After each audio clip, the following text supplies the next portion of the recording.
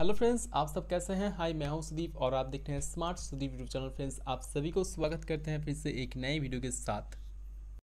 चलिए दोस्तों, आज की वीडियो को शुरू करते हैं। लेकिन वीडियो को शुरू करने से पहले मैं आपसे यही कहना चाहूँगा, चैनल पे अगर पहली बार आए हैं तो चैनल को सब्सक्राइब कीजिए, साथ में बेल आइकन को भी प्रेस कीजिए और नोटिफिकेशन को अगर ऑल कीजिए। तो दोस्तों, आज का वीडियो बहुत ही ज़्यादा खास है। वीडियो को बिना स्किप किए एंड तक ज़रूर देखना, क्योंकि इस वीडियो में एक एक पॉइंट बहुत ही ज़्यादा इंपॉर्टेंट है। क्योंकि इस वीडियो में आज मैं आपको गवर्नमेंट ऑफ इंडिया की तरफ से जो डायरेक्ट सेलिंग के ऊपर गाइडलाइंस, जो ड्राफ्ट रूल्स जारी किए हैं, उसके बारे में आपको एक एक पॉइंट बताऊंगा।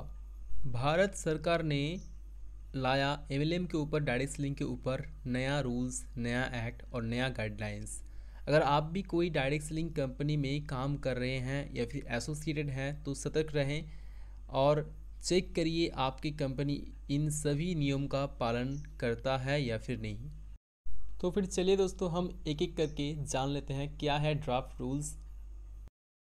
दोस्तों, डायरेक्ट सेलिंग कंपनियों पर कानूनी शिकंजा, एजेंट से रजिस्ट्रेशन फीस या अन्य चार्ज नहीं वसूल सकेंगी। एमवे, ओरिफ्लेम जैसी कंपनियां, अनिवार्य होगा पंजीकरण। क्या कहता है नया draft rules. Number 1, direct selling कंपनियों को इंडस्ट्रीज डिपार्टमेंट के पास रजिस्टर करना होगा।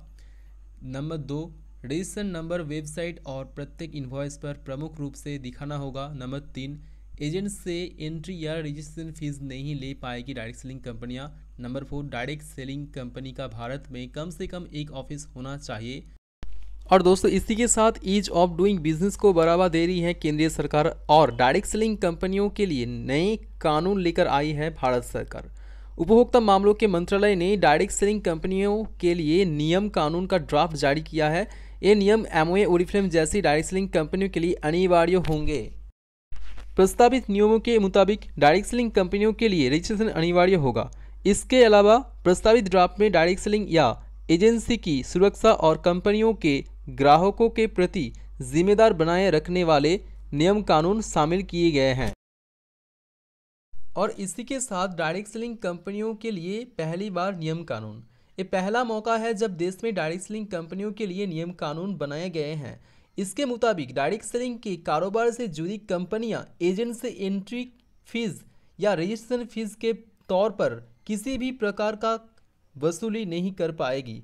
ना ही कंपनियां एजेंट से सेल्स के दौरान प्रदर्शित किए जाने वाले उपकरणों या अन्य मटेरियल्स की लागत ले पाएगी। इसका मतलब जो डायरेक्ट सेलिंग में काम कर रही हैं उन सारे एसोसिएट के पास कम से कम 30 दिन का वक्त होना चाहिए। मतलब कोई व्यक्ति का अगर मन बदले कि मुझे बिजनेस नहीं करनी है तो तत्पर किसी भी तरह की पेनल्टी वगैरह नहीं लगाया जा सकती। साथ में कुछ भी प्रोडक्ट्स वो कंपनी से खरीदा है तो वो रिफंड पाने की अधिकार उनको 100% होना चाहिए। और इसी के साथ 2016 में भी जारी हुई थी गाइडलाइंस। इससे पहले भी मंत्रालय ने डायरेक्ट सेलिंग कंपनियों के लिए 2016 में भी गाइडलाइंस का सेट जारी किया था, लेकिन वो केवल एक एडवाइजरी थी।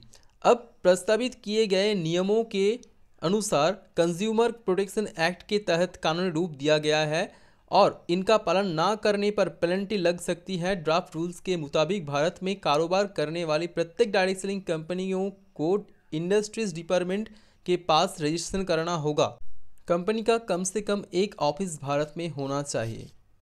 इसका मतलब है हर डायरेक्ट सेलिंग कंपनी को DPIIT में रजिस्टर्ड करना होगा। इसका मतलब department for promotion of industry and internal trade. और जो रजिस्ट्रेशन नंबर अलाउ होगा वो उनकी वेबसाइट और हर इनवॉइस में होना चाहिए और कम से कम एक फिजिकल लोकेशन पे एज रजिस्टर्ड एक ऑफिस भारत में होना चाहिए। वेबसाइट पर प्रमुख रूप से डिस्प्ले होना चाहिए रजिस्ट्रेशन नंबर। ड्राफ्ट रूल के मुताबिक डायरेक्ट सेलिंग कंपनी का रजिस्ट्रेशन नंबर कंपनी की वेबसाइट और प्रत्येक इनवॉइस पर प्रमुख रूप से डिस्प्ले होना चाहिए। समस्याओं के समाधान के लिए कंपनी को विशेष अधिकारियों की नियुक्ति करनी होगी। सभी प्रकार के मुद्दों को सुलझाने के लिए कंपनी को एक 24/7 कस्टमर केयर नंबर की आवश्यकता होगा। और दोस्तों, इसी के साथ पिरामिड स्कीम नहीं चला पाएगी कोई भी कंपनी। प्रस्तावित रूल्स में साफ कहा गया है कि कोई भी direct selling company pyramid scheme promote कर नहीं पाएगी। ना ही ऐसी कंपनियां डायरेक्ट सेलिंग बिजनेस में बढ़त बढ़ाने के लिए मनी सर्कुलेशन स्कीम में भाग ले सकेंगी। पिरामिड स्कीम एक ऐसा बिजनेस मॉडल है जिसमें जुड़ने वाले सदस्यों से वादा किया जाता है कि उनके अन्य सदस्यों जोड़ने पर भुगतान या सेवा मिलेगा। ऐसी स्कीम में उत्पादों या सेवाओं की बिक्री नहीं होती है। ड्राफ्ट रूल्स में कहा गया है कि पूरे देश में कारोबार करने वाली कंपनियों को 90 दिन के अंदर इन नियमों का पालन करना होगा। गवर्नमेंट के इस नए ड्राफ्ट रूल्स के अनुसार मनी सर्कुलेशन और पिरामिड स्कीम चला के जो कंपनियां बिजनेस कर रहा था वो गैर कानूनी होगा और उसी के साथ कोई भी सेलर किसी भी ग्राहक के साथ मिस कमिटमेंट नहीं कर पाएगा, क्योंकि ये अभी अलाउ नहीं है इस रूल्स के मुताबिक। मतलब मिस कमिटमेंट का मतलब है किसी भी प्रोडक्ट का सेलिंग के लिए बड़ा चढ़ा के बोलना मिस कमिटमेंट कहा जाता है। और दोस्त उसी के साथ वापस लेना होगा नकली या ख़राब सामान।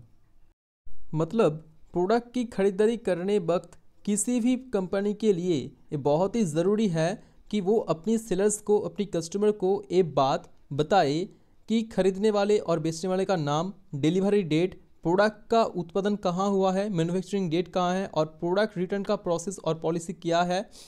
और उसी के साथ एक्सचेंज एंड रिप्लेसमेंट का भी प्रोसेस बताना पड़ेगा। और लास्ट में जो पॉइंट सबसे ज़्यादा महत्वपूर्ण है वो है, जब आप बिज़नेस करने जाएंगे, जब आप मार्केट में काम करने जाएंगे, हर कस्टमर से या फिर कोई भी व्यक्ति से आपको सच बात बोलना पड़ेगा। आपको बोलना पड़ेगा कि एक डायरेक्ट सेलिंग बिजनेस है, ना कि कुछ और दोस्तों उसी के साथ ये रही डायरेक्ट सेलिंग कंपनियों के लिए नया गाइडलाइंस, नया ड्राफ्ट रूल्स, जो सारे डायरेक्ट सेलिंग कंपनियों को भारत में इन रूल्स को फॉलो करना होगा, इस रूल्स को मानना पड़ेगा। तो दोस्तों आशा करता हूँ वीडियो आपको बहुत अच्छा लगा है। वीडियो अगर आपको अच्छा लगे तो वीडियो को लाइक कीजिए। अगर आप मेरे चैनल की वीडियो देखना पसंद करते हैं तो चैनल को सब्सक्राइब कीजिए और साथ में वीडियो को ज़्यादा से ज़्यादा लाइक कीजिए और कमेंट बॉक्स में कमेंट करके बताइए कि वीडियो आपको कैसी लगी और वीडियो को शेयर कीजिए अपनी टीम के साथ, अपनी फ्रेंड के साथ।